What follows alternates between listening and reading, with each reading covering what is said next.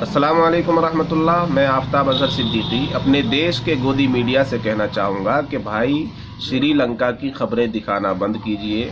आप गोदी मीडिया हैं, आपको इतनी तो समझ होनी चाहिए कि हमारे देश की जो सरकार है, जो मोदी सरकार है, जो भ्रष्ट सरकार है, जो निकम्मी सरकार है, इसने अपने देशवासियों के साथ, अपने देश के साथ क्या कुछ नहीं किया है। श्रीलंका की जो स्थिति है उससे कहीं ज़्यादा बुरी स्थिति होने वाली है अपने देश की।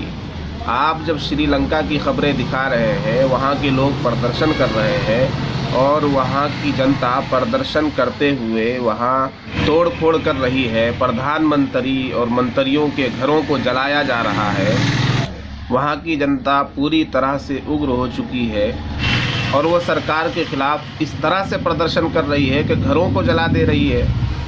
तो गोदी मीडिया वालों, आप ये समझिए कि अगर हमारे देश में भी इसी तरह की स्थिति आ गई और हमारा देश भी, जैसा कि लग रहा है ये सरकार जिस तरह से काम कर रही है, बहुत जल्द हमारे देश की भी वही हालत होने वाली है जो आज श्रीलंका की है।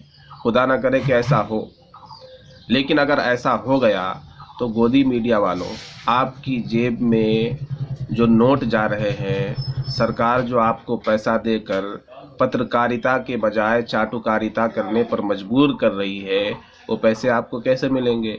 आप तो यहाँ की जनता को प्रदर्शन करना सिखा रहे हैं। आप तो श्रीलंका की जनता को दिखाकर श्रीलंका में जनता द्वारा मंत्रियों के घरों को आग लगाने की खबरें दिखाकर यहाँ की जनता को उग्र कर रहे हैं।